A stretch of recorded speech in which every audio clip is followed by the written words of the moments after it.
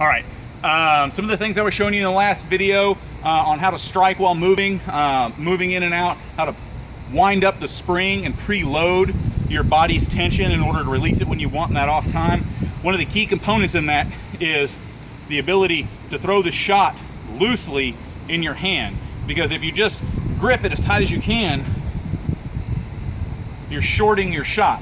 Like if I keep my hand and my wrist stiff, I can't even with a fully extended sword, I can't hit the tree in front of me, okay? Versus being able to hit it by simply relaxing and letting my hand go forward.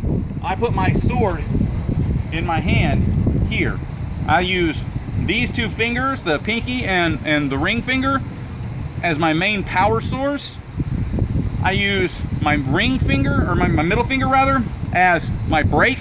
And as it gets to the stopping point, I clamp in with my ring and middle finger, and then I guide with this. You'll hear people say okie dokie grip, and they want you to swing it like this to get that angle.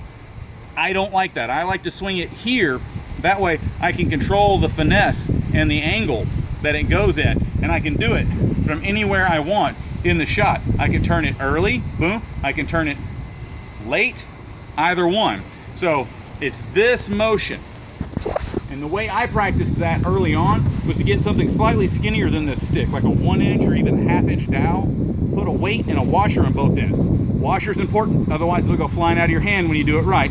But you just spin it like this. And you want to get to where you can do this. Look how little motion I have in my hand as I do this. There's almost no motion in my body. So it's all hand. So I can throw a shot with very little effort. I can also throw a shot with very little tell. It's the same thing as trying to catch a dollar bill when somebody drops it. Like, I can catch this only because I know when I'm gonna drop it. If you were to drop it, I wouldn't be able to catch it because it takes time for my eyes to see that it's been dropped and to tell my hand to close. And in that time, the dollar bill has had enough time to travel through my hand. So it's a classic trick. Everybody learned it when they were 3 years old or 4 years old or 5 years old. But the same principle applies when you fight. So if you can react in an amount of time shorter than it takes, or actually rather, if you act in a time that is shorter than the amount of time it takes to react to that, or in such a short amount of time that the reaction comes too late, then you've already won.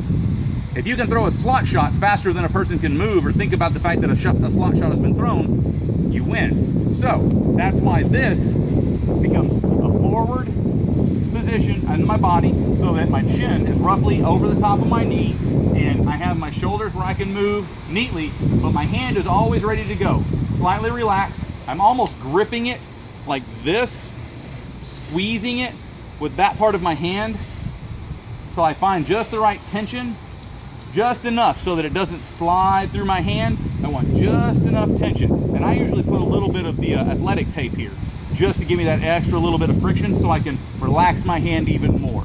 So relaxed hand, and then I cup it and get a slight angle here to protect this portion of my head. So from the front I look like this, from the side I look like this, from the back I look like this, and from the front.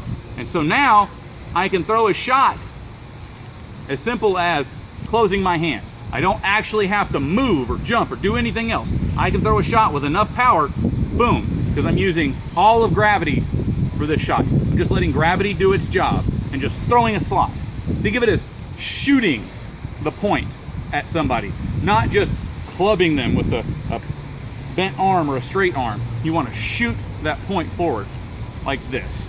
All right.